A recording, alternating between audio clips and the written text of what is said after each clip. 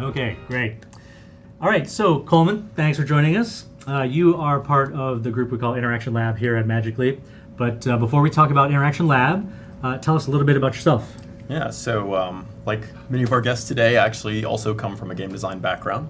So I have sort of a traditional education in computer science, and then was a game designer for 11 years before I came here, working on originally level design, and then kind of transitioning into encounters, gameplay prototyping, eventually MOBA, champion design, AI, sort of the full gambit of what game designers work on.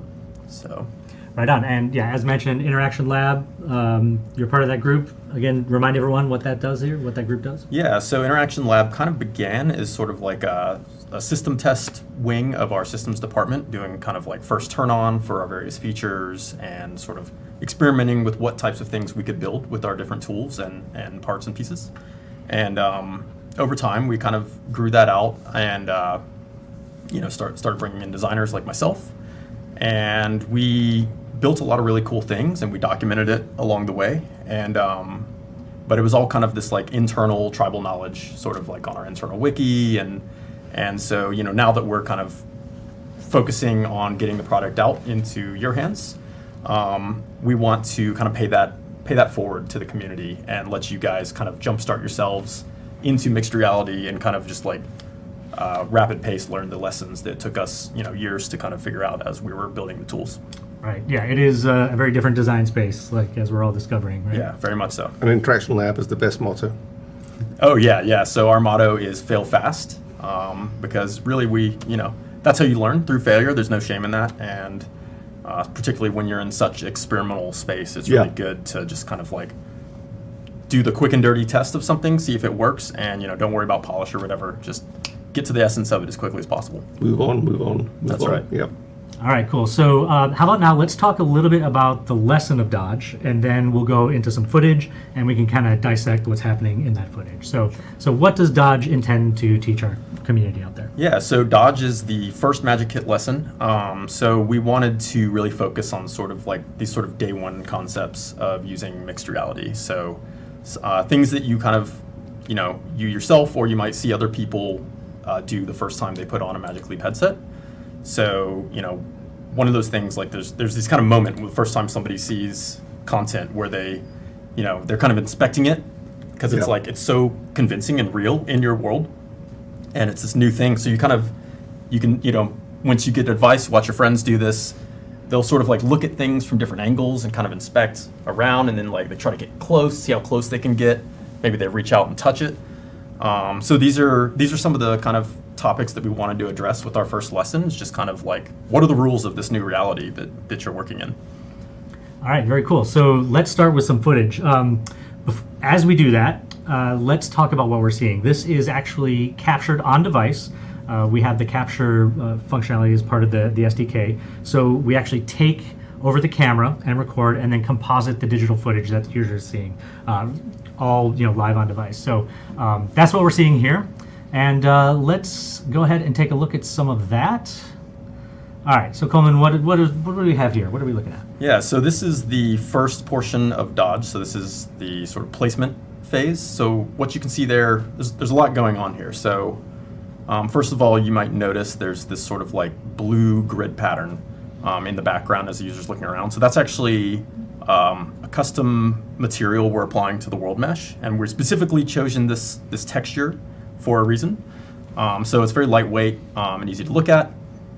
One of the things we've learned with mixed reality is, if you do something like a flat shader on your world mesh, it actually is not a great experience. Yeah. It highlights things like your, edges of vision. It also, it kind of takes you out of the real world by trying to cover it up. So we try to embrace that. One of the things we've learned along the way is that less is more. On this platform, you really want to build your experiences as part of the real world, not sort of to replace it. And then there's also that material, we are doing this, what we call a mesh spotlight effect with it. So you can see it's only kind of really like bright in the center of your vision there. And that's for a couple of reasons. So one is, again, sort of like less is more. We don't want to just like overwhelm you with visual feedback, but it does give you the information you need to know if the mesh is complete underneath. And it's worth noting that meshing in this experience is running from the start when you boot it up, so it's actually like live meshing your environment. So you'll see things chunking in as you're looking around if you're in a room that you haven't meshed yet. And all those little things that you have, that the meshing, the select, the placement, it's all little things that you can take into your applications, and those are really powerful. Yeah, powerful little lessons. Exactly. Like there's definitely a lot of magic in the details. Yeah. With how you do things. And then there's some other things we can talk about with the targeter in that clip as well. So there's, you'll see we use this kind of like box, and it's actually colliding with the world mesh. So we're respecting kind of the physical rules of the world here. And you see it turns green when it finds a valid place. We're looking for a good horizontal surface. We'll talk about actually placing things on vertical surfaces in a later lesson.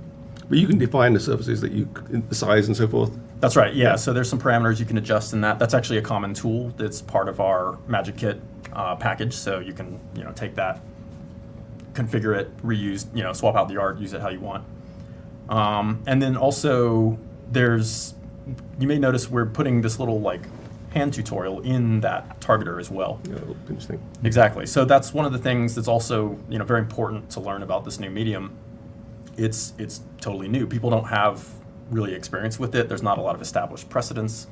So you have to be really mindful of that and really focus on giving your users clear feedback of what to do and making sure that your inputs are discoverable. It's not like you have a controller where there's a finite number of buttons and you press A to confirm and B to cancel or whatever. We're using natural inputs here. So with gestures, what do? Well, just show them. It's easier that way than trying to explain something or whatever. And one other nuance of that actually is we say pinch, but our gesture system actually recognizes several different poses. So we actually treat pinch and OK equivalently there. One of the things we learned in playtesting is if you try to just catch one and you tell a user to pinch and they do an OK, that's, we has to be valid. Right, it has to be valid. Like, embrace the user's expectations. Don't try to like force them into this narrow path, but try to work with them and make it feel more natural to what they're expecting. There was one other component of the placement system I don't believe you touched on yet, but there was this sort of like red dotted line and a sphere around that? Right, yeah. So in this experience, we're actually placing 3 different pieces of content. So the sphere there represents sort of a minimum radius that we want you to spread the content out.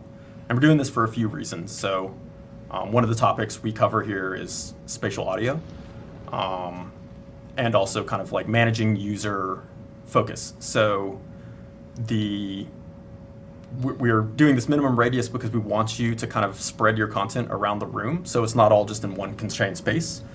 Magic Leap is not a tethered device, so we want you to really kind of like get up and move around. Important. Yeah, and that's something that a lot of users who are coming from VR are kind of used to this kind of gallery mode where they just stand there and maybe just kind of shimmy a little bit, which you'll see there's a little of that as well, but we really want you kind of to go get it. I've designed an RTS game, by the way, as you're showing me this, so I need that kit. Yeah, and that's actually one of the sort of inspirations of Magic Kit, is that we want it to kind of, we call these lessons here, but also internally we call them seeds. We want it to kind of inspire you, the developer, like what would you create with our device? Here's an example. It's not the end all be all. It's just it's a snippet and an inspiration, and you can take it and get the source code and run with that. Jumping off point. Yeah. A leaping point, if you will. Yes. I see what you did there. Right. Okay, so the next part of after we've done the placement, we kind of go into the core loop. So describe what happens there. Yeah, so we place these 3 points, and these are essentially the spawn points for this little feisty golem character you see here, chucking rocks at our head. And so that's actually sort of the essence of the core loop here. It's not a full game. Again, it's sort of an inspiration that's teaching some concepts. So this little character, he bounces between the points. He pops out of one, throws a rock, and then goes back in. And so you're kind of like, following him around the room as he's just being ridiculously hostile. And and so here we can see the rocks actually hitting your face. There's a few things we can call out with that. So we're very sort of mindful of the scale of those effects in that projectile. So we try to make it, sort of fit your perception, not overwhelm you, not sort of like be sort of abusive to your perception. We have to be really mindful of sort of like your personal space, your personal bubble in mixed reality. That's actually an important topic, because if you get too close to people, they can have like uncomfortable scares. You can make them feel a little bit trapped or kind of claustrophobic. So it's actually not exploding right when it hits your face. It's actually exploding out a little ways. Yeah, it's hard to see that in the 2D video that it's actually Right. out like there. Right, exactly. You have to really kind of like experience it in the device, but it actually feels like it's exploding in your face, even though there is some distance there. So we're capturing the effect that we want, but without actually kind of being like invasive to our users. And then the particle effects as well, like you'll note there's sort of these blue splashes to really like signify the hit, and then there's these kind of like little sparks that go out. And so that's also very like particularly constructed in that way. So we give like a very clear moment of impact, but then those little blue sparkles kind of help give you a little clue as to where the direction of the hit was coming from if you're not looking at it straight on. So like if it hits you from the side or something like that, you'll still see something that kind of gives you a directional tell on that. And on top of that, you may be hearing the stereo here, but in the device you actually have this very rich spatial audio system. And so you're getting like very clear audio feedback on directionality there as well, which is really puts you in there and makes it very immersive. There's little hints to make you turn around and look at something that's really important. Exactly, and that's another thing. As the golem is moving around the room, you're hearing him pop up and do his little taunt from different places. So that's kind of helping guide you around, so you don't have to find it. Because unlike traditional screen-based mediums of yore, we don't have kind of full control over that. You can't just like put a button on the screen and make it flash. I mean, you could theoretically put that in somebody's FOV, but then we're talking about headlog content and that kind of being invasive. Yeah. So we don't want to do that. We really want to respect the user, and we want, good mixed reality design really is embracing the world, not sort of overriding it. And so let's see. I think is it the next video we see the next piece of the core loop there, which is the sort of the avoidance system. Yeah. So you can get hit by the rock. That's totally fine. It's not actually going to hurt you. So here we can see sort of the iconic moment that the experience is named for. So there's two things there. There's the dodge, which is if you sidestep or avoid the rock.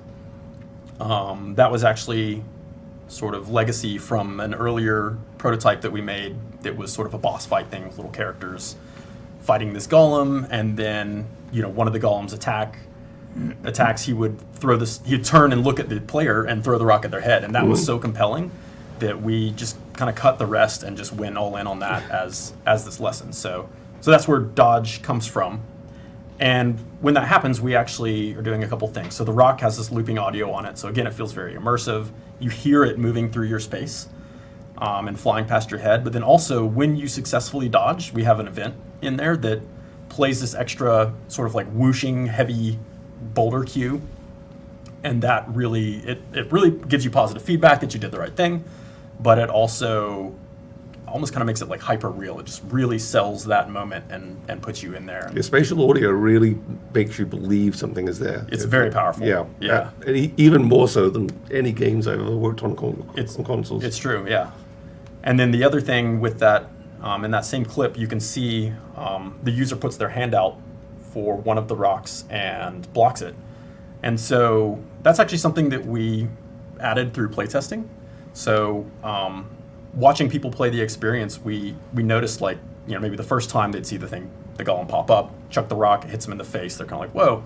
The next time they've learned, and when the rock starts coming, like a lot of users just instinctively kind of like put their hand out to block it. And so that's again where we're, like sort of these day one lessons around like embracing user expectations and making things feel real. We wanted to, add support for that and make that part of the experience. And so it's worth noting there that we're also using two different aspects of our hand tracking system. So that was a question earlier. So there's static poses, which is kind of like like simple, just like, is the user making an L gesture? Is it an open hand? Is it, a fist? point, that kind of thing. So those are good for kind of like inputs and sort of like clear, sort of concrete moments, but then also we're using just hand tracking itself. So we have feature points that we define, so you can, you have like ones for different joints in your hands, different fingers, your wrist, etc. And so in that part where you're blocking the rock, we're basically just looking for like, is there a hand in the scene at all? Yeah. Let's That's what put a you need. collider around it and block it. So by the way, that character, the little golem character, I can use that in my demos that I make up and stuff, and that's Yeah. So he's part of the files that you get. So when you go on our site, you can go on the creator portal and download the lesson, and he's in there with his animations and his projectile, his effects. that's cool. All ready for you to take and use as you will. All right, and let's see. We have some more footage. The golem actually reacts again. This personal bubble thing, right? Mm-hmm. What happens there? Yeah. So again, this kind of comes back to sort of these day one sort of topics around using mixed reality, but also respecting the user and making sure that we're not causing any visual fatigue by getting too close or making them feel like the experience breaks down. So in the real world, when you have some sort of sentient character that you're working with, like maybe it's another human or your cat or something like that, if you get close to them, they're going to turn and acknowledge you. And if you get really close, they might do something else. Like, generally you don't go put your hand in somebody's face or something like that. It's not typically considered very polite. So we're doing some similar things here with this character. So part of that is for just the immersion of the experience to make it feel like a real, living kind of aware character. So as you get closer, he's hostile from a distance, but you close that distance and sort of in the lore of this experience, he realizes that he's actually like a pretty small guy compared to you. And so he goes into this like cower posture where he, is kind of like waving his hands and a little bit scared. And then, and that triggers, by the way, off of either your head pose or your hand. So you can like reach out and make him do that if you get close enough, like within his personal bubble, or if you get too close like this. And then if you keep going and you try to close the distance all the way, like for instance, you want to touch him, he's not physically there. We don't have haptics for you to like actually feel him yet. But so in this experience, we have him retreat because that's sort of like what he does. And we're not saying that this is like the end all be all way to solve this, but this is something that you should think about when you're building your experiences. What happens when a user gets too close? At some point, the visuals will clip. How do you handle that? Because as soon as that happens, everything kind of breaks down. You lose that immersion in reality. You really have to do something for anything you get close to. Right, and if you're reaching out and touching stuff, you either have to go super over the top with feedback, or ideally, you have the content sort of escape that, or you're using something like a surface, so there's some actual, haptic response there to kind of make all of your systems aligned. All right. Cool. So let's see. I think we covered the main part of the core loop. So let's take some questions. I'm sure there's been a number that have rolled in here.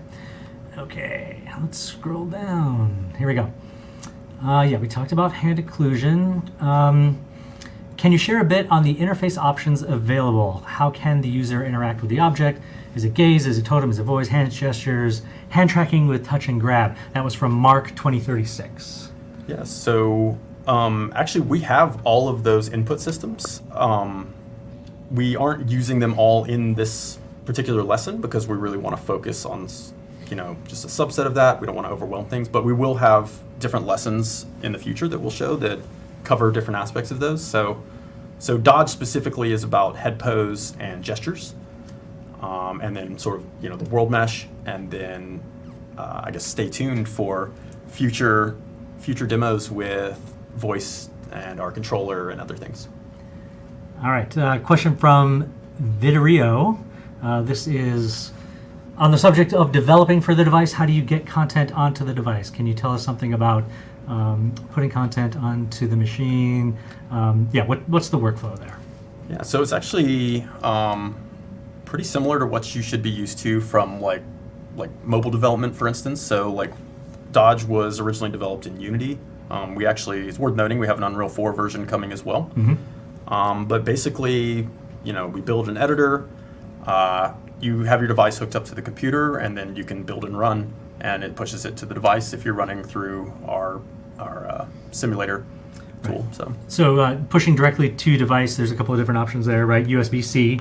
We saw the port on the light pack in the previous episode, and there's also the Wi-Fi option. You can deliver directly through Wi-Fi as well, right? Right. Cool. All right, next question.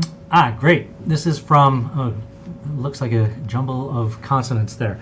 All right, I'm going to skip the name. Does the SDK you're using for this game support multiplayer between two Magic Leap 1s? So we did not implement multiplayer in this, but there's no reason you can't. So your device is, at its essence, there's a computer in there. It can talk to other computers. It's on a network.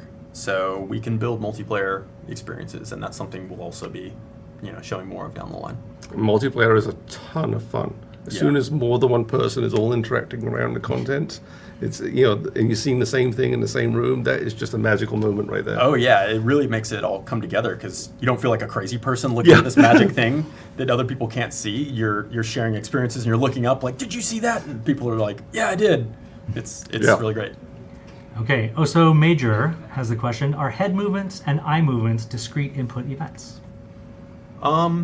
So there are some discrete events tied to that. So for instance, like blink is an event. But otherwise, I think that basically there's your camera is tied to your head movements. So head pose is basically just your primary camera in the scene moving around. And then eye movements, we have eye tracking. So you can basically, query that and figure out what your angle of divergence is, or get your different rays and do all kinds of, whatever you need to with that. All right, here's a good one. We touched on this a little bit, but I think it's worth repeating. Ego Ant has the question, was this footage captured via camera looking through... Okay, the question is, was a camera placed through the lens and shot through, or was it from a remote display? And again, we call this capture on device, right? So this is a facility that the SDK enables. You can capture footage directly through the camera and composite it, right? Right. All right, so Myth Brian has the question, are flat surfaces the only option when developing collisions, or can we make a 3D sphere roll on a curved surface? So we actually have support for a couple things. So we have World Mesh, which you see there, which is basically kind of like, tries to be a tight fit over the world. It's kind of skinning it with something that can have collision and react to physics.